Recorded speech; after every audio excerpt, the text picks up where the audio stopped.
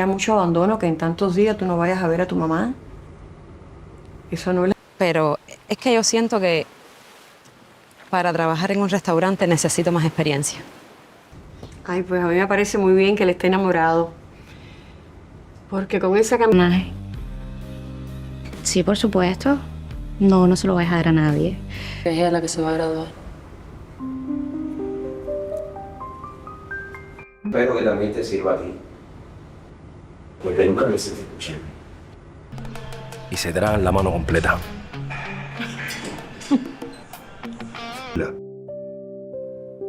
Necesito que me digas qué vas a hacer. La lourde porte en fer du centre de détention municipal se referma avec un bruit sourd et définitif, coupant net les derniers échos de la voix de Dorian qui jurait encore sa haine dans les sous-sols du bâtiment. Dehors, le soleil de l'après-midi frappait le bitume de la Havane avec une violence aveugle, transformant l'humidité accumulée par l'averse matinale en une vapeur étouffante qui s'élevait du sol comme le souffle d'une bête blessée. Adrien s'arrêta sur la plus haute marche du perron en pierre, les yeux plissés par la lumière crue, l'air salin de la mer toute proche lui fouettant le visage. Ses vêtements, froissés par des heures de garde à vue et de tension morale, lui collaient à la peau. À ses côtés, Jonathan restait immobile, les épaules légèrement voûtées, comme si la liberté qu'on venait de lui rendre était un habit trop grand pour son corps épuisé. Ses poings, autrefois si prompts à se serrer sous le coup de la colère ou de l'enthousiasme, pendaient mollement le long de ses flancs. Pendant 48 heures, il avait cru que son meilleur ami, son associé, l'homme avec qui il avait partagé le rêve de bâtir un sanctuaire artistique au cœur de cette ville en ruine, l'avait vendu pour sauver sa propre peau. La découverte de la vérité, cette trahison intrafamiliale orchestrée par Dorian, avec la complicité froide de Miguel, l'avait vidé de sa substance. Les deux hommes commencèrent à descendre les marches en silence, évitant soigneusement de se frôler, comme si le moindre contact physique risquait de briser le fragile équilibre qui les maintenait debout. Ils traversèrent la rue déserte pour rejoindre l'ombre relative d'un vieux portique colonial dont les colonnes de marbre écaillé témoignaient d'une grandeur disparue. Jonathan s'adossa contre le mur humide, la tête rejetée en arrière, les yeux clos. Le silence entre eux n'était plus celui de la suspicion ou de la haine, mais celui de deux survivants d'un naufrage qui contemplent l'immensité de l'océan après la tempête. Adrien le regarda, sentant une immense tristesse lui serrer la gorge. Il avait sauvé son ami de la prison, il avait prouvé son innocence au prix de la destruction de sa propre famille, mais il savait que rien ne serait plus jamais comme avant. La blessure était trop profonde, les fondations mêmes de leur confiance mutuelle avaient été ébranlées par le poison que Dorian avait distillé pendant des semaines. Après de longues minutes d'un mutisme pesant, Jonathan prit enfin la parole, sa voix n'étant qu'un murmure éraillé, dépouillé de sa verve habituelle. Il demanda à Adrien comment ils allaient annoncer cela à Marcos et Lys. Adrien baissa les yeux, fixant la poussière grise qui recouvrait ses chaussures. Il n'avait pas de réponse. Comment dire à une mère que son fils préféré, celui qu'elle considérait comme l'avenir brillant de la famille, était un voleur et un dénonciateur menteur? Comment dire à un père que sa propre lâcheté et son refus d'affronter la réalité avaient permis à un tel monstre de grandir sous son toit? Le retour au Vedado s'annonçait comme un calvaire bien plus redoutable que l'interrogatoire de la police. Adrien savait qu'Elys ne lui pardonnerait jamais d'avoir choisi Jonathan plutôt que son propre frère, même si ce frère était coupable de la pire des infamies. Pendant ce temps, dans l'appartement familial du Vedado, l'air était si dense qu'on aurait pu le couper au couteau. Depuis le départ des agents de la sécurité de l'État qui avaient emmené Dorian menotté, personne n'avait prononcé un seul mot. Lys s'était assise sur la chaise en bois de la salle à manger, le corps rigide, les mains posées à plat sur la table cirée, fixant un point invisible sur le mur opposé. Son visage, d'ordinaire si soigné, semblait avoir vieilli de 10 ans en quelques heures. Ses yeux, autrefois d'un bleu d'acier qui imposait le respect, étaient désormais vides, éteints par une douleur qui refusait de se transformer en larmes. Pour elle, le monde venait de s'effondrer. L'arrestation de Dorian n'était pas seulement un drame familial, c'était une humiliation publique, une tache indélébile sur ce nom qu'elle avait tant lutté à maintenir propre et respectable dans une société où les apparences étaient la seule monnaie d'échange qui lui restait. Marcos tournait en rond dans le salon, ses pas traînant résonnant sur le carrelage comme un métronome de la détresse. De temps en temps, il s'arrêtait devant la fenêtre, écartant légèrement les persiennes pour observer la rue en contrebas, espérant sans y croire voir apparaître la silhouette d'Adrien, ou par un miracle impossible, celle de Dorian libéré de ce cauchemar. Sa robe de chambre en satin usé flottait autour de son corps amaigri, lui donnant l'air d'un spectre égaré dans ses propres souvenirs. Il se tourna vers sa femme, ouvrit la bouche pour dire quelque chose, pour tenter d'apporter une once de réconfort ou de rationalité à cette situation, mais le regard glacial que Lys lui jeta le réduisit instantanément au silence. Ce silence de mort qui régnait entre eux depuis des années s'était transformé en une barrière infranchissable, pavée de reproches muets et de regrets éternels. Au bout du couloir, dans la pénombre de sa petite chambre, Soulienne était assise sur le bord de son lit, ses genoux ramenés contre sa poitrine. Ses mains tremblaient encore de l'audace dont elle avait fait preuve en affrontant son oncle Dorian devant ses grands-parents. Elle savait qu'elle avait fait ce qui était juste, qu'elle avait sauvé Adrien d'une condamnation injuste, mais le prix de cette justice lui semblait terriblement lourd à porter. Elle entendait les pas incessants de son grand-père dans le salon, les soupirs étouffés de sa grand-mère, et elle sentait le poids d'une culpabilité diffuse l'envahir. Avait-elle brisé sa propre famille? Aurait-elle dû se taire, laisser les adultes régler leurs affaires mensagères comme ils le faisaient toujours? Elle regarda ses dessins éparpillés sur son bureau, ses croquis des personnages tourmentés au visage sans yeux, et réalisa que sa propre vie venait de basculer dans l'un de ces drames qu'elle s'efforçait d'exorciser sur le papier. Soudain, le bruit d'une clé tournant dans la serrure de la porte d'entrée fit sursauter toute la maison. Marcos s'immobilisa au milieu du salon, le souffle court. Lys ne bougea pas d'un millimètre, mais ses doigts se crispèrent sur le bord de la table jusqu'à ce que ses articulations deviennent blanches. La porte s'ouvrit lentement, laissant entrer Adrien. Il était seul. Son visage était blême, ses yeux cernés de noir trahissant une fatigue physique et mentale extrême. Il referma la porte derrière lui avec une précaution infinie, comme s'il craignait de réveiller un monstre endormi dans les recoins de l'appartement. Il fit quelques pas dans le vestibule, s'arrêtant à la limite du salon, sentant sur lui les regards convergents de ses parents. Lys fut la première à rompre le silence, sa voix étant d'une froideur chirurgicale qui fit frissonner Adrien. Elle lui demanda où était son frère. Elle ne lui demanda pas s'il allait bien, elle ne s'inquiéta pas de sa propre nuit passée au commissariat, elle ne chercha pas à comprendre le traumatisme qu'il venait de traverser. Pour elle, seule importait la situation de Dorian. Adrien prit une profonde inspiration, tentant de calmer les battements désordonnés de son cœur. Il s'avança vers la table, posant ses mains sur le dossier d'une chaise pour stabiliser sa voix. D'un ton mesuré, mais dénué de toute concession, il expliqua que Dorian était resté en cellule, que le juge d'instruction avait validé les charges de vol, de falsification de documents officiels et d'association de malfaiteurs, et qu'il risquait plusieurs années de détention. À ces mots, Lys se leva brusquement, sa chaise raclant le sol avec un bruit strident qui déchira l'atmosphère. Elle s'approcha d'Adrien, le visage déformé par une colère noire, une haine sourde qu'elle avait refoulée pendant des années de préférence fraternelle inconsciente. Elle l'accusa d'avoir détruit son propre sang, d'avoir conspiré avec un étranger, ce Jonathan sans foi ni loi, pour envoyer son frère cadet à la ruine. Elle cria qu'il avait toujours été jaloux de Dorian, de sa jeunesse, de sa beauté, de sa capacité à plaire sans effort, et qu'il avait profité de la première occasion pour l'écraser. Adrien reçut ces accusations comme autant de coups de poignard, mais il ne s'y pas. Le temps dut se laisser dominer par le chantage affectif de sa mère était révolu. Il la regarda droit dans les yeux, et lui répondit que Dorian s'était détruit tout seul, le jour où il avait décidé de voler la montre de son ami et de s'associer avec un criminel comme Niviel pour le faire accuser à sa place. Marcos tenta d'intervenir, posant une main tremblante sur l'épaule de sa femme pour la calmer, mais elle le repoussa d'un geste sec, sans lui accorder un regard. Elle continua de fixer Adrien, sa respiration étant rapide et sifflante. Elle déclara que tant que Dorian serait derrière les barreaux, Adrien n'avait plus sa place dans cette maison, qu'il était le traître qui avait fait entrer la police dans leur foyer, et qu'elle ne voulait plus jamais le voir. Adrien laissa un long silence s'installer, un silence lourd de toutes les vérités non dites, de toutes les injustices accumulées depuis leur enfance. Il se tourna vers son père, espérant y trouver un soutien, une étincelle de lucidité. Mais Marcos baissa les yeux, incapable d'affronter la colère de sa femme ou de prendre la responsabilité de défendre son fils aîné. Comprenant que le lien était définitivement rompu, Adrien fit un pas en arrière. Il se tourna vers le brûloir et vit Soulienne qui l'observait depuis le pas de sa porte, les larmes coulant silencieusement sur ses joues. Il lui adressa un léger signe de tête, un remerciement muet pour son courage. Puis il se dirigea vers sa chambre pour rassembler quelques affaires dans un vieux sac en toile. Chaque objet qui lui glissait, quelques vêtements, ses scénarios de théâtre, un vieux portrait de son grand-père avant la maladie, semblait peser une tonne. Il savait qu'en franchissant cette porte, il laissait derrière lui non seulement un appartement, mais une partie de sa vie, la certitude rassurante de l'enfance, pour s'enfoncer dans une obscurité incertaine. Lorsqu'il revint dans le vestibule, son sac sur l'épaule, ses parents n'avaient pas bougé. Lys était retourné s'asseoir, son masque de marbre à nouveau scellé sur son visage. Marcos était retourné près de la fenêtre, le dos voûté, contemplant le vide de la rue. Adrien ne dit pas au revoir. Il ouvrit la porte, sortit sur le palier et descendit les escaliers d'un pas lourd, sentant à chaque marche le poids de sa nouvelle liberté. Une liberté amère payée au prix fort du sang et du rejet familial. Dehors, la brune de fin d'après-midi avait repris, enveloppant les rues du Vedado d'un manteau gris et humide. Adrien marcha sans but pendant de longues minutes, laissant le froid de laver son visage et dissiper la chaleur étouffante de la dispute. Il savait qu'il ne pouvait pas aller chez Jonathan. Leur amitié, bien que blanchie par la vérité, avait besoin de temps pour cicatriser, et la présence constante d'Adrien ne ferait que rappeler à Jonathan le cauchemar qu'il venait de traverser. Il décida de se diriger vers le petit appartement de sa grand-mère maternelle, situé dans un quartier plus modeste de Centro Havana, espérant y trouver un refuge temporaire, et un peu de cette pierre humaine qui lui faisait si cruellement défaut. En chemin, l'avertissement de Mickaël continuait de résonner dans sa tête comme un battement de tambour obsessionnel. Tu as gagné une manche, Adrien, en sacrifiant ton frère pour une montre. Mais tu n'as aucune idée de ce que signifie perdre une partie. Ce n'était pas une menace en l'air. Mickaël était un homme méthodique, habitué à contrôler chaque paramètre de son environnement. La chute de Dorian n'était pour lui qu'un contretemps, une perte collatérale qu'il éliminerait sans hésiter, pour protéger ses affaires plus vastes.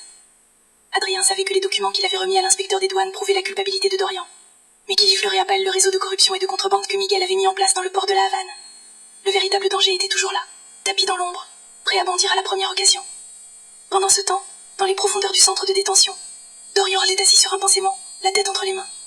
La panique qu'il avait saisie lors de son arrestation s'était transformée en une rage sourde, une frustration intense de voir tous ses plans s'effondrer à cause d'un simple détail qu'il avait négligé. Il n'arrivait pas à croire que sa propre nièce, cette gamine qu'il considérait comme insignifiante, l'avait dénoncé. Il se jura mentalement de lui faire payer cette trahison, ainsi qu'Adrien, dès qu'il serait sorti de là. Il était persuadé que Miguel enverrait son avocat, le licencié Valdès, pour le faire libérer sous caution dans les plus brefs délais. Après tout, il avait agi pour le compte de Miguel. Il avait protégé ses intérêts en tentant de faire accuser Jonathan. Miguel lui devait bien cela. La porte de la cellule s'ouvrit avec un grincement strident, tirant Dorian de ses pensées de vengeance. Un garde lui fit signe de se lever et de le suivre. Dorian redressa le menton, retrouvant un peu de son assurance habituelle. Il était persuadé que Valdès l'attendait dans la salle des visites, avec les documents de sa libération. Il traversa les couloirs humides du sous-sol, le cœur battant d'espoir, s'imaginant déjà narguer Jonathan et Ellis à sa sortie. Lorsqu'il entrait dans le petit cabinet de visite, séparé par une vitre en plexiglas éraillée et jaunie par le temps, il vit effectivement l'avocat Valdès, assis de l'autre côté. La menace était claire, nette et sans appel. Dorian sentit une sueur froide couler le long de sa colonne vertébrale. Il réalisa enfin l'étendue de sa naïveté. Il n'avait jamais été un associé pour Miguel. Il n'était qu'un pion jetable, un outil commode qu'on utilisait tant qu'il fonctionnait et qu'on jetait à la poubelle dès qu'il commençait à grincer. La colère qui l'habitait s'évanouit instantanément, remplacée par une terreur brute, animale. Il regarda Valdès raccrocher le combiné, se lever, ramasser sa mallette en fuir et sortir de la pièce sans un dernier regard pour lui. Dorian resta seul dans la cabine, le combiné collé à l'oreille, n'entendant plus que le grésillement de la ligne vide, le son de sa propre déchéance. La nuit s'installa définitivement sur la capitale cubaine, apportant avec elle une fraîcheur relative qui ne suffisait pas à apaiser les tensions qui couvaient dans l'ombre. À l'autre bout de la ville, dans un quartier résidentiel huppé de Miramar, Miguel était assis dans le grand salon de sa villa, un verre de rhum vieux à la main. Les larges baies vitrées offraient une vue panoramique sur les eaux sombres du détroit de Floride, où l'on devinait au loin les lumières de quelques navires marchands en attente d'entrer au port. Le salon était meublé avec un luxe discret mais ostentatoire, mêlant œuvres d'art contemporain et meubles coloniaux en acajou précieux, un témoignage silencieux de sa fortune construite sur le dos des rêves brisés des autres. À ses côtés, l'avocat Valdès, tout juste revenu du centre de détention, lui faisait un rapport détaillé de sa conversation avec Dorian. Miguel écoutait en silence, faisant tourner le liquide ambré dans son verre, son visage ne laissant transparaître aucune émotion. Lorsque l'avocat eut terminé, Miguel prit une gorgée de rhum, savourant la brûlure de l'alcool dans sa gorge, avant de prendre la parole d'une voix douce, presque mélodieuse. Il constatait que Dorian ne poserait plus de problème, sa peur pour sa propre vie et celle de sa famille suffisant à le maintenir silencieux devant les tribunaux. Cependant, le véritable problème restait Adrien et Jonathan. Ces deux-là possédaient une intégrité qui les rendait imprévisibles et donc dangereux. Miguel se leva et s'approcha de la vitre, observant son propre reflet superposé aux lumières de la mer.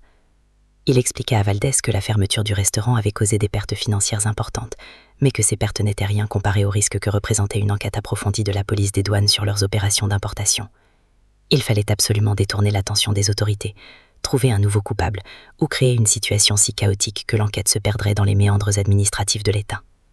Il ordonna à Valdès de mettre en mouvement leur réseau au sein de la police pour maintenir une pression constante sur Jonathan et Adrien, de faire surveiller chacun de leurs mouvements et de commencer à préparer le terrain pour leur élimination définitive de la scène économique de la ville.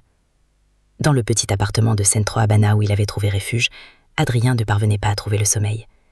Il s'était installé sur un canapé usé, sous le ronronnement monotone d'un vieux ventilateur de plafond qui brassait un air chaud et humide. Sa grand-mère s'était couchée depuis longtemps, le laissant seul avec ses pensées sombres.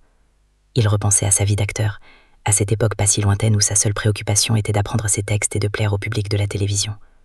Ce monde-là lui semblait désormais appartenir à une autre existence, une illusion de bonheur qui s'était évaporée au contact de la dure réalité du marché noir et de la corruption. Soudain, un bruit discret provenant de la ruelle attira son attention. C'était un sifflement léger, presque imperceptible, le signal que Jonathan et lui utilisaient lorsqu'ils étaient enfants pour s'appeler sans attirer l'attention des voisins. Adrien se leva d'un bond, s'approcha de la fenêtre et écarta délicatement le rideau de dentelle usé. En bas, dans l'obscurité de la ruelle, il distingua la silhouette familière de Jonathan, le visage dissimulé sous une casquette sombre. Adrien descendit rapidement les escaliers et ouvrit la porte dérobée qui menait à la ruelle. Jonathan s'y glissa instantanément, refermant la porte derrière lui avec une hâte nerveuse. Ses yeux étaient brillants d'une excitation mêlée de peur. Sans attendre, il expliqua à Adrien qu'il venait d'avoir une discussion avec l'un de ses anciens contacts au port de pêche. Cet homme qui travaillait dans les bureaux de la capitainerie lui avait confié sous le sceau du secret qu'une nouvelle cargaison suspecte, enregistrée sous le nom d'une société écran liée à Miguel, devait arriver au terminal de conteneurs dans les 48 heures. C'était la chance qu'ils attendaient. Si Jonathan et Adrien parvenaient à obtenir les preuves matérielles de cette importation illégale, des documents officiels de douane non falsifiés ou des photographies du contenu des conteneurs avant qu'ils ne soient dissimulés, ils auraient de quoi faire tomber Miguel définitivement, sans passer par les canaux officiels corrompus par ses soins. Mais l'entreprise était d'un danger extrême. Le port de la Havane était l'un des endroits les plus surveillés du pays, gardé par des militaires et des agents de sécurité loyaux au régime ou crassement collés par des réseaux criminels. Adrien regarda son ami, sentant la peur lui serrer le ventre, mais aussi une lueur d'espoir renaître en lui. Il n'avait plus le choix. Rester caché en attendant que Miguel ne décide de les éliminer un par un revenait à accepter leur propre arrêt de mort. Il fallait prendre l'initiative, risquer le tout pour reconquérir leur liberté et laver définitivement leur honneur. Il posa sa main sur l'épaule de Jonathan, son regard brillant d'une détermination nouvelle, et murmura qu'il était prêt à le suivre jusqu'au bout. Le lendemain matin, la lumière blafarde de l'aube commença à éclairer les rues poussiéreuses de Centro Habana, révélant les visages fatigués des habitants qui commençaient déjà à faire la queue devant les boulangeries d'État. Dans leur abri de fortune, Adrien et Jonathan passèrent les premières heures du jour à élaborer un plan d'action minutieux. Ils savaient que la moindre erreur de timing, le moindre mot de trop prononcé devant la mauvaise personne, pourrait détruire leur unique chance de s'en sortir. Leur premier objectif était d'obtenir un laissez-passer pour la zone de haute sécurité du port. Jonathan se chargea de cette tâche délicate, devant rencontrer un vieil ami d'enfance dont le père travaillait comme contremaître sur les docks. Adrien, de son côté, décida de retourner discrètement près du restaurant fermé pour tenter de récupérer des documents comptables que Dorian aurait pu oublier dans la panique de sa fuite, des pièces qui pourraient servir de preuve de corrélation financière entre les comptes du restaurant et la société d'investissement de Miguel. La ville s'éveillait lentement sous une chaleur déjà étouffante, promettant une journée de tensions extrêmes. Chaque ombre sur le mur, chaque voiture roulant au ralenti le long du trottoir semblait un danger potentiel pour les deux hommes, désormais engagés dans une course contre la montre pour leur survie. Le drame de Entre Aguas entrait dans sa phase la plus sombre et la plus décisive, une lutte désespérée où les sentiments familiaux et les amitiés passées allaient être consumés par le feu d'une justice implacable et d'une quête désespérée de liberté. Pendant que Jonathan s'enfonçait dans les ruelles animées de la récla, de l'autre côté de la baie, pour retrouver son contact portuaire, Adrien marchait d'un pas pressé le long de la lisière du Vedado, évitant les grandes avenues où sa silhouette d'acteur de télévision aurait pu être reconnue par des badauds ou des agents en patrouille. Le paysage urbain défilait devant lui comme un décor de théâtre usé. Les façades art déco à fond somptueuses, aujourd'hui érodées par le sel de la mer, les balcons de fer forgé rouillés soutenant du linge multicolore qui séchait au vent chaud, et ces voitures américaines des années 50 qui crachaient une fumée noire et grasse dans l'air saturé de chaleur. Adrien sentait sa gorge se serrer à mesure qu'il approchait du restaurant. C'était là qu'il avait investi toutes ses économies, mais surtout ses espoirs de mener une vie honnête et créative, loin des compromis mesquins de l'industrie du divertissement contrôlée par l'État. Lorsqu'il tourna au coin de la rue, il vit le bâtiment drapé dans l'ombre portée d'un grand ficus circulaire. Le silence qui entourait l'établissement était presque surnaturel, contrastant avec l'animation habituelle de ce carrefour où se croisaient artistes, intellectuels et touristes curieux de découvrir la nouvelle scène cubanaise. Il contourna le bâtiment pour atteindre la ruelle arrière, là où se trouvait la porte de service par lesquelles les livraisons étaient effectuées. Il sortait de sa poche un double des clés que Dorian n'avait pas pensé à lui réclamer. Sa main trembla légèrement au moment d'introduire la clé dans la serrure en cuivre terni. Un clic sec résonna dans la ruelle déserte. Adrien poussa lentement la porte, qui pivota sans un bruit sur ses gonds bien huilés, et se glissa à l'intérieur, refermant immédiatement le verrou derrière lui. L'intérieur du restaurant était plongé dans une pénombre fraîche, seulement troublée par les minces filets de lumière qui traversaient les interstices des volets en bois fermés. L'odeur familière d'épices, de café moulu et de bois ciré flottait encore dans l'air, mais elle était désormais mêlée à une odeur plus âcre de renfermé et de poussière stagnante. Les chaises en bois précieux, que Jonathan avait chinées avec tant de patience dans les brocantes de la province de Matanzas, étaient empilées sur les tables, leurs pieds pointant vers le plafond comme les branches d'une forêt pétrifiée. Adrien se dirigea vers le petit bureau situé à l'arrière, derrière la cuisine industrielle dont les plans de travail en inox brillaient faiblement dans l'obscurité. C'était dans cette pièce exiguë que Dorian gérait les comptes, s'enfermant souvent tard le soir sous prétexte de fignoler les bilans comptables pour les investisseurs. Adrien ouvrit la porte du bureau. La pièce était en désordre, témoignant de la panique qui avait dû s'emparer de son frère lorsqu'il avait réalisé que la police était sur ses talons. Des feuilles de papier volantes jonchaient le sol, des classeurs étaient grands ouverts sur le bureau en chêne, et la corbeille à papier débordait de reçus déchirés. Adrien s'agenouilla sur le sol usé et commença à trier les documents avec méthode. Il savait exactement ce qu'il cherchait, des preuves de transferts bancaires non officiels, des ordres de virement provenant de la banque offshore de Miguel aux Bahamas, ou des notes manuscrites de Dorion détaillant les commissions qu'il touchait sur chaque container de matériel électronique de contrebande introduit par le port. Ses mains s'activèrent rapidement, triant les factures de fournisseurs légitimes de fruits et légumes des documents financiers plus opaques. Soudain, son regard fut attiré par un petit carnet de notes à la couverture en cuir noir, coincé entre le mur et le fond du grand tiroir inférieur du bureau. Il le sortit avec précaution. En ouvrant les pages d'un papier jauni, il reconnut immédiatement l'écriture fine et nerveuse de Dorion. Ce n'était pas un simple livre de comptes, c'était un véritable journal de bord de sa trahison. Dorion y avait noté, jour après jour, ses rendez-vous secrets avec l'avocat Valdés, les sommes d'argent qu'il recevait en espèces dans les cafés de l'Hôtel National, et surtout, les détails techniques du piège qu'il avait tendu à Jonathan sur ordre de Miguel. Chaque mot écrit de la main de son frère cadet était une blessure supplémentaire pour Adrien. Il lut comment Dorion avait profité de la détresse financière de Jonathan pour lui suggérer l'investissement de Miguel, comment il avait falsifié les signatures de Jonathan sur les manifestes de douane en imitant son écriture, et comment il s'était réjoui à l'idée d'évincer son frère aîné du projet pour devenir le seul maître à bord aux côtés du puissant homme d'affaires. La jalousie maladive de Dorion s'étalait là, noir sur blanc, révélant une âme corrompue par l'envie et le manque de reconnaissance. Adrien glissa le précieux carnet dans la poche intérieure de sa veste, sentant une colère froide remplacer la tristesse qu'il avait tant eue.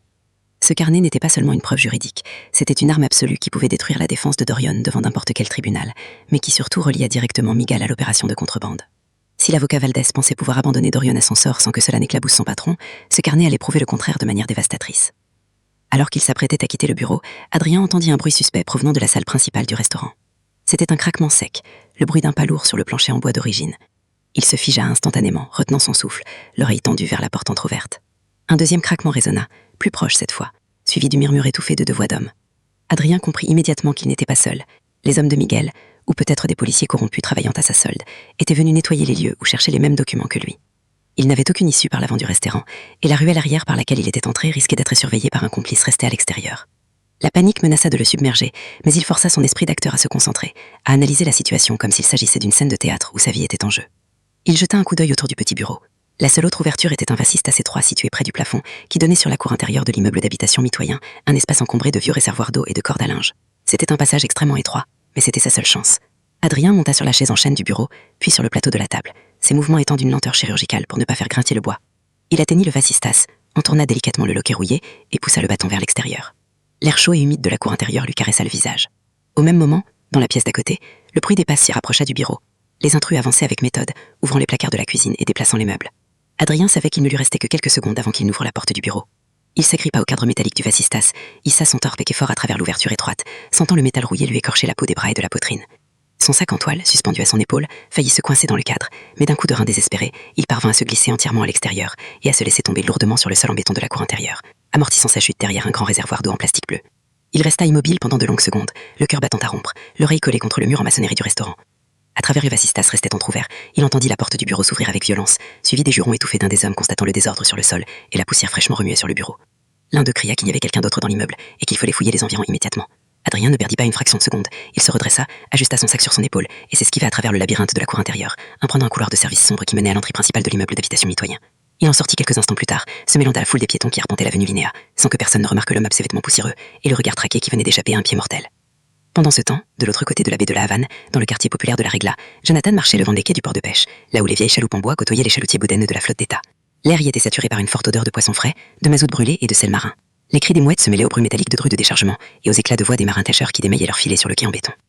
Jonathan se dirigea vers une petite taverne miteuse située à l'angle de la rue des Docks, un établissement dont la façade ondulaire verte était couverte d'une épaisse couche de rouille et de graisse. C'était là que se réunissaient les travailleurs du port après leur quart de travail pour boire du rhum bon marché et discuter des rumeurs de la ville. Il poussa la porte moustiquaire qui grinça bruyamment, attirant les regards méfiants de quelques habitués installés au comptoir.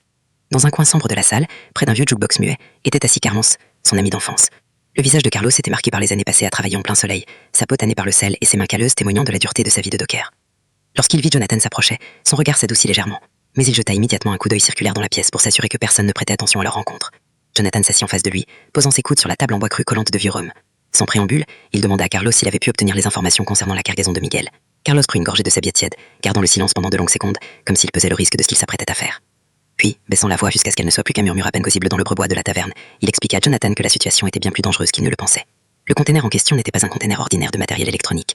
Il était enregistré sous un faux manifeste de pièces détachées pour l'industrie sucrière d'État, un secteur hautement stratégique qui bénéficiait de procédures de dédouanement simplifiées et de contrôle de sécurité réduites au minimum. En réalité, le conteneur dissimulait un important lot d'équipements de télécommunications satellitaires de contrebande, destinés à des réseaux privés illégaux opérant dans les provinces de l'intérieur de l'île. Carlos expliqua que Miguel avait payé une fortune pour corrompre le chef de la sécurité du terminal de conteneurs, un homme de nom d'inspecteur Ochoa, qui devait s'assurer que le conteneur soit déchargé au milieu de la nuit et transféré directement dans un entrepôt clandestin situé dans la zone industrielle de Guanabacoa, sans passer par la pesée officielle ni par l'inspection physique des douanes. Si Jonathan et Adrien voulaient intervenir, ils devaient le faire au moment précis du transfert entre le navire et le camion de transport, car une fois le conteneur sorti de la zone portuaire, il serait impossible de le retrouver sans l'aide de l'armée. Jonathan sentit une décharge d'adrénaline lui parcourir le corps. C'était exactement l'information dont ils avaient besoin.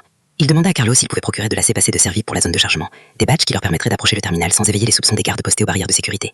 Carlos hésita, le visage sombre. Il rappela à Jonathan que si on découvrait son application, il perdrait non seulement son travail, mais risque d'être envoyé en prison pour complicité de contrebande ou trahison économique d'État. Jonathan le prit par le bras, le regard intense, plein d'une supplique désespérée. Il lui rappela leur enfance commune dans les rues pauvres de la Régare, les promesses d'entraide qu'il s'était faites à l'époque où il n'avait rien d'autre que leur amitié pour survivre, et le fait que Miguel avait détruit sa vie en le faisant accuser à tort d'un crime qu'il n'avait pas commis.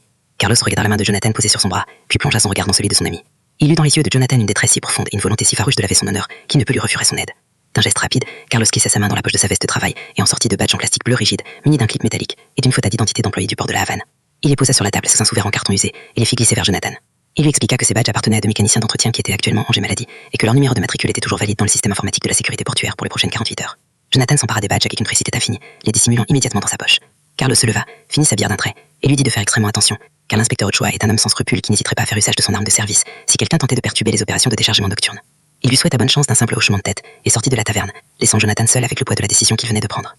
De retour à Saint-Habana, dans le petit appartement familial de sa grand-mère maternelle, Adrien attendait le retour de Jonathan avec une impatience grandissante. Il avait étalé sur la petite table de la cuisine les feuilles du carnet noir de Dorian.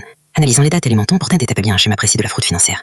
Chaque note manuscrite confirmait la froideur avec laquelle son frère cadet avait puni sa perte, une réalité que son esprit refusait encore d'accepter totalement. Lorsque la porte s'ouvrit pour laisser entrer Jonathan, Adrien se leva d'un bond. En voyant le visage fatigué mais déterminé de son ami, il comprit qu'il avait réussi. Jonathan posa les deux badges en plastique bleu sur la table, à côté des documents comptables de Dorian. Il prit une chaise, s'assit lourdement, et fit un compte-rendu détaillé de sa conversation avec Carlos, détaillant le plan de déchargement du conteneur de contrebande, le rôle de l'inspecteur Ochoa et la destination finale des équipements Guanabacoa. Adrien écoutait en silence, le visage grave. L'opération s'annonçait d'une complexité et d'un danger absolu, d'autant plus qu'ils n'étaient que deux amateurs face à des professionnels de la contrebande et à des agents de sécurité armés. Mais en regardant le carnet noir de Dorian et les badges bleus, il réalisa qu'il tenait un seul fil conducteur qui pouvait détruire l'empire de Miguel et forcer les autorités à rouvrir l'enquête sur le restaurant sous un angle totalement différent.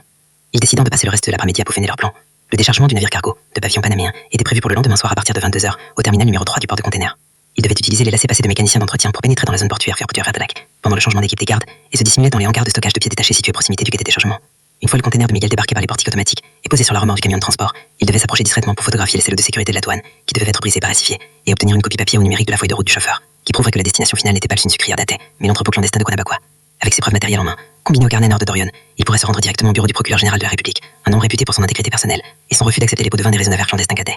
Alors qu'il s'apprêtait à dîner d'un plat de riz harinois préparé par la grand-mère d'Adrienne, le téléphone de la maison se mit à sonner. C'était un vieil appareil en bagalite noire, posé sur une petite console en bois près de la porte d'antin. Le son métallique de la sonnerie résonna dans le petit appartement de manière agressive, faisant sursauter les deux hommes. Adrien hésita, puis s'approcha lentement de l'appareil, décrochant le combiné d'une main tremblante. Il s'attendait à entendre à nouveau la voix glacée de Miguel, ou peut-être celle de son père l'appelant pour lui énoncer une nouvelle tragédie familiale au Fevadeo. Mais la voix qui s'éleva du récepteur était fine, tremblant d'émotion, et d'une familiarité rassurante qui lui fait chaud au cœur. C'était Sulienne. Elle appela d'une cabine téléphonique publique, située près de son école d'art. Sa voix était enveloppée de sanglots d'étouffés qui témoignaient de sa détresse. Elle expliqua à Adrien que la situation à l'appartement du Fevadeo était devenue insupportable depuis son départ. Sa grand-mère y avait sombré dans une crise d'hystérie incontrôlable, jetant toutes les affaires d'Adrien qui restaient dans la maison et interdisant à quiconque de prononcer son nom ou celui de Jonathan. Son père Marcos, quant à lui, s'était enfermé dans un mutisme absolu, passant ses journées assis dans le fauteuil du grand-père à contempler le vide, incapable de faire face à la réalité de la ruine morale de sa famille. Mais le plus grave concernait la santé de leur grand-père, dont le monument sénile s'était brutalement effené sous l'effet de stress accumulé par les disputes incessantes et l'arrestation de Dorian. Le vieil homme avait fait une crise d'angoisse majeure en fin d'après-midi, croyant se trouver à l'époque de la Révolution, et appelant ses fils à l'aide contre des ennemis imaginaires. Les médecins de l'hôpital municipal, contactés par Marcos, avaient refusé de se déplacer sans le paiement d'une lourde avance financière pour les médicaments et l'ambulance, une somme que la famille n'avait dans sa possession depuis que Miguel avait bloqué les comptes bancaires liés au restaurant.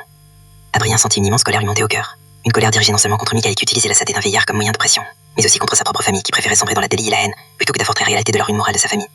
Il tenta de calmer Sulienne d'une voix douce, l'assurant qu'il trouverait une solution pour le grand-père, et lui demandant de rester forte, de ne pas se laisser intimider par la colère de sa grand-mère, et de continuer à aller à ses cours d'art pour préserver son propre espace de liberté. Il lui dit qu'il aimait, qu'elle avait été la personne la plus courageuse de cette maison, et qu'elle ne devait jamais regretter d'avoir dit la vérité, car c'était la vérité qui finirait par les libérer du mensonge qu'elle les empoisonnait depuis des années. Après avoir accroché le combiné, Adrien resta debout près de la console, le regard perdu dans le vide, les poings serrés jusqu'à ce que ses ongles s'enfoncent dans sa chair.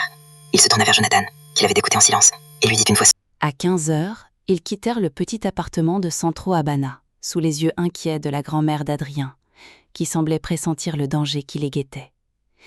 Ils prirent un taxi collectif, une vieille Chevrolet de 1956 peinte en rouge et blanc, qui les conduisit le long de l'avenue du port jusqu'aux abords de la zone portuaire de la Havane.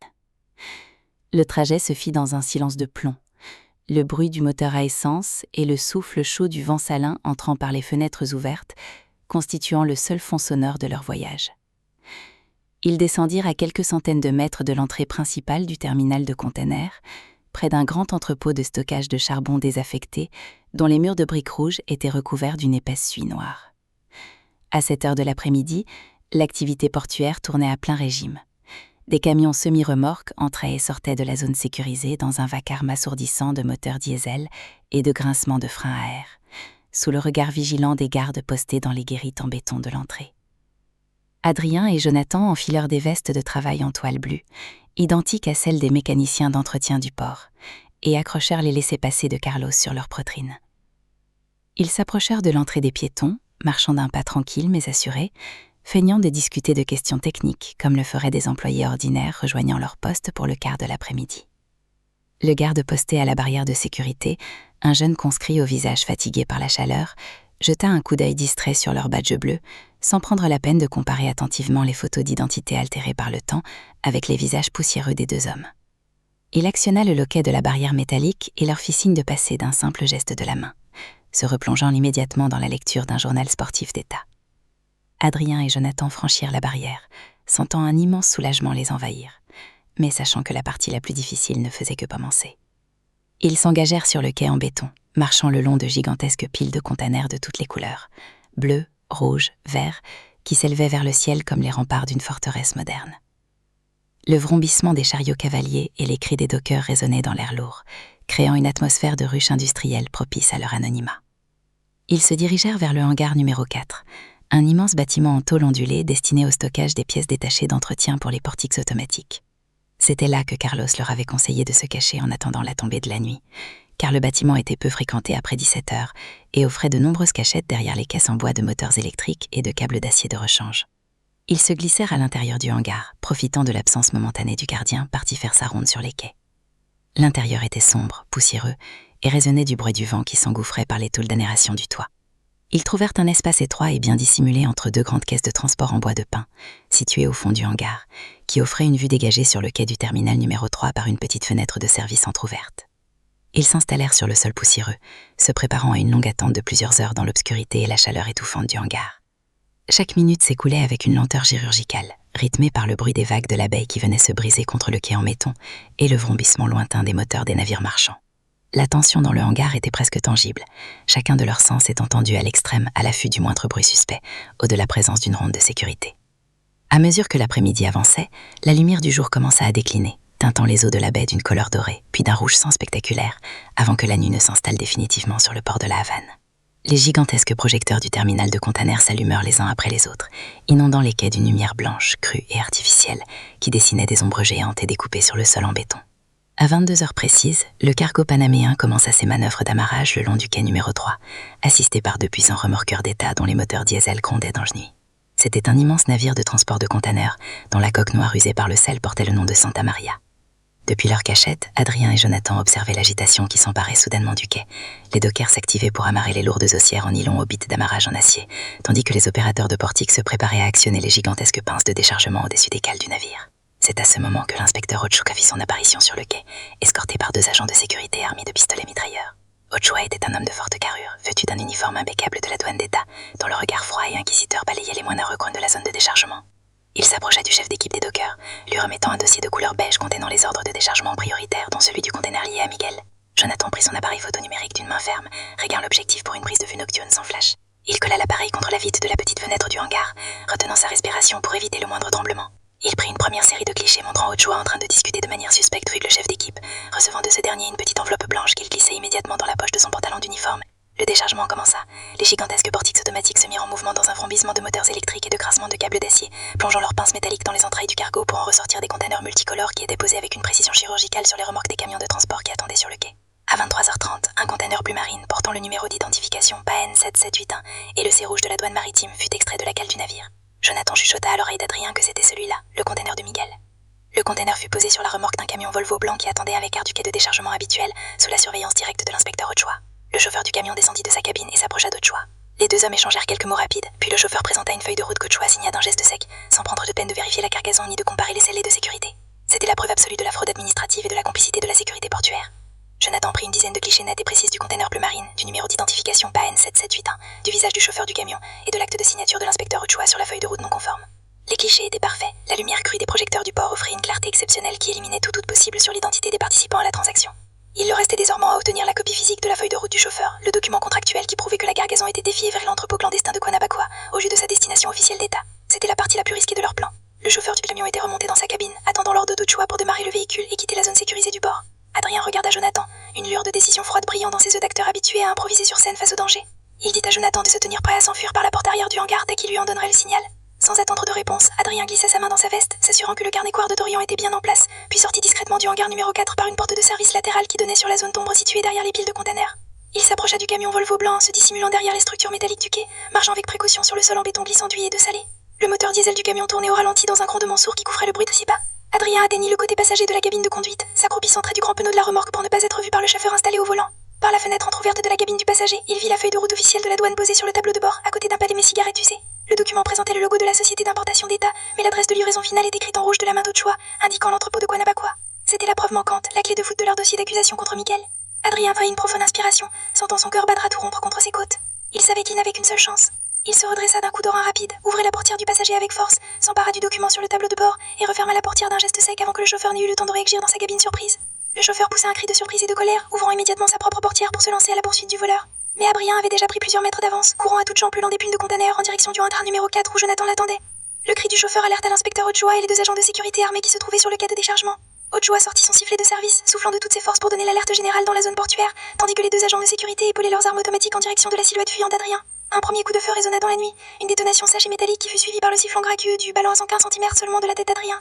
Une deuxième balle s'écrasa sur le flanc métallique d'un container bleu à sa droite, projetant une gerbe d'étincelles et d'éclats de peinture dans l'air saturé de poussière. Adrien courut de toutes ses forces, zigzagant derrière les structures métalliques pour réduire les angles de tir des gardes, sentant le vent de la mort lui frôler le cou à chaque seconde qui s'écoulait. Il atteignit enfin le hangar numéro 4, s'y engouffrant par la porte latérale que Jonathan tenait grande ouverte. Jonathan referma la lourde porte en fer et la verrouilla de l'intérieur d'un coup de poignet désespéré, tandis que les premiers tirs des agents de sécurité s'écrasaient contre le crasset lourd dans ce fracas assourdissant. Les deux hommes ne perdirent pas une seconde, sans prononcer un mot. Ils traversaient en courant l'obscurité du hangar encombré de caisses en bois, se dirigeant vers la sortie de service arrière qui donnait sur la zone résidentielle de la Regla, là où les barrières de sécurité du port étaient moins denses et surveillées dans des simples clôtures de grillage métallique. Ils sortirent du hangar par l'arrière, débouchant sur une ruelle obscure qui longeait les anciens chantiers navals de la baie. Derrière eux, les sirènes d'alarme du port commençaient à retentir dans toute la zone industrielle, tandis que les projecteurs balayaient le ciel et les quais à la recherche des intrus. Ils s'élancèrent dans les ruelles sombres et poussiéreuses de la Regla, courant sans se retourner pour distancer les patrouilles de police qui allaient se déployer dans les minutes qui venaient. Il courut pendant plus de 20 minutes à travers le labyrinthe de la Regla, tournant au hasard des rues pour brouiller les pistes, sentant leurs poumons brûler d'efforts et leurs jambes menacées de se dérober sous eux à chaque pas. Ils finirent par s'arrêter dans une petite ruelle déserte, à l'abri d'un grand mur en ruine couvré de bougainvilliers sauvages dont les fleurs violettes offraient une cachette temporaire contre la lueur des lampadaires publics. Adrien sortit de sa veste la feuille de route du camion Volvo, qu'il tenait encore serrée dans son poing tremblant de sueur et d'effort. Le document était froissé, maculé de graisse noire du camion, mais il était parfaitement lisible et intact. Les preuves étaient là, réunies. Le carnet noir de Dorian, les photographies de Jonathan montrant l'acte de corruption d'Ochoa et le numéro d'identification du container de Miguel, et la feuille de route originale déviée vers Guanabacoa. Jonathan regardait Adrien, sa respiration étant rapide et difficile, mais un sourire de triomphe sauvage étirant ses traits creusés par la peur et la fatigue. Ils avaient réussi. Ils avaient obtenu les preuves matérielles irréfutables qui allaient faire s'effondrer l'empire de mensonges de Miguel et forcer la justice à reconnaître leur innocence et la culpabilité réelle des véritables criminels. Mais le bâtiment restait à faire, acheminer ces documents en lieu sûr et les remettre directement au procureur général de la République, avant que Miguel et son raisonné eût le temps de réagir et de bloquer l'accès au bureau judiciaire du centre-ville. Ils savaient que les heures à venir allaient être décisives, chaque minute les rapprochant à la confrontation finale, où se jouerait leur destin, leur liberté et celle de leur famille brisée. La lueur de l'aube commença à poindre à l'horizon, teintant le ciel d'une couleur grise et froide qui illuminait les visages fatigués mais déterminés des deux amis d'enfance, unis dans un combat ultime pour leur survie et leur honneur au cœur d'une Havane ruisselante de pluie et de vérité. Ils se remirent d'un marche d'un pas rapide mais discret, s'enfonçant dans la ville qui s'éveillait lentement sous le regard vigilant des ombres du destin, prêts à affronter la tempête finale de leur existence dramatique. Alors qu'ils s'éloignaient de la Regla pour rejoindre le centre-ville par les transports collectifs du matin, Adrien jeta un dernier regard vers la baie de la Havane, où les eaux calmes commençaient à briller sous les premiers rayons du soleil. Le combat n'était plus seulement d'échapper de la prison. C'était de survivre à une guerre sans merci où la vérité serait leur seule lame tranchante prête à sectionner les derniers liens de la corruption qui menaçait de les engloutir pour toujours. Chaque mot écrit de la main de son frère cadet était une blessure supplémentaire pour Adrien. Il lut comment Dorian avait profité de la détresse financière de Jonathan pour lui suggérer l'investissement de Miguel, comment il avait falsifié les signatures de Jonathan sur les manifestes de douane en imitant son écriture, et comment il s'était réjoui à l'idée d'évincer son frère aîné du projet pour devenir le seul maître à bord aux côtés du puissant homme d'affaires. La jalousie maladive de Dorian s'étalait là, noir sur blanc, révélant une âme corrompue par l'envie et le manque de reconnaissance. Adrien glissa le précieux carnet dans la poche intérieure de sa veste, sentant une colère froide remplacer la tristesse qu'il avait tant eue. Ce carnet n'était pas seulement une preuve juridique, c'était une arme absolue qui pouvait détruire la défense de Dorian devant n'importe quel tribunal, mais qui surtout relia directement Miguel à l'opération de contrebande. Si l'avocat Valdez pensait pouvoir abandonner Dorian à son sort sans que cela n'éclabousse son patron, ce carnet allait prouver le contraire de manière dévastatrice.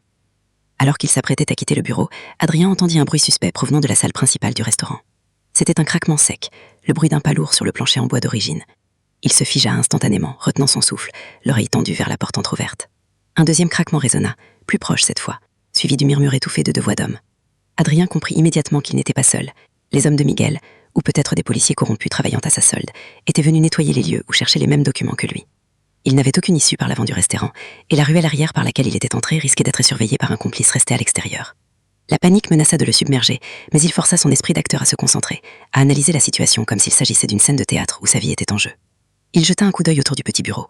La seule autre ouverture était un vasistas étroit situé près du plafond, qui donnait sur la cour intérieure de l'immeuble d'habitation mitoyen, un espace encombré de vieux réservoirs d'eau et de cordes à linge. C'était un passage extrêmement étroit, mais c'était sa seule chance. Adrien monta sur la chaise en chêne du bureau, puis sur le plateau de la table, ses mouvements étant d'une lenteur chirurgicale pour ne pas faire grincer le bois. Il atteignit le vasistas, entourna délicatement le loquet rouillé et poussa le bâton vers l'extérieur. L'air chaud et humide de la cour intérieure lui caressa le visage. Au même moment, dans la pièce d'à côté, le bruit des pas s'y rapprocha du bureau. Les intrus avançaient avec méthode, ouvrant les placards de la cuisine et déplaçant les meubles. Adrien savait qu'il ne lui restait que quelques secondes avant qu'il n'ouvre la porte du bureau. Il s'agrippa au cadre métallique du vasistas, hissa son torse fort à travers l'ouverture étroite, sentant le métal rouillé lui écorcher la peau des bras et de la poitrine. Son sac en toile, suspendu à son épaule, faillit se coincer dans le cadre, mais d'un coup de rein désespéré, il parvint à se glisser entièrement à l'extérieur et à se laisser tomber lourdement sur le sol en béton de la cour intérieure, amortissant sa chute derrière un grand réservoir d'eau en plastique bleu. Il resta immobile pendant de longues secondes, le cœur battant à rompre, l'oreille collée contre le mur en maçonnerie du restaurant. À travers le vasistas restait entrouvert, il entendit la porte du bureau s'ouvrir avec violence, suivi des jurons étouffés d'un des hommes constatant le désordre sur le sol et la poussière fraîchement remuée sur le bureau. L'un d'eux cria qu'il y avait quelqu'un d'autre dans l'immeuble et qu'il fallait fouiller les environs immédiatement. Adrien ne perdit pas une fraction de seconde, il se redressa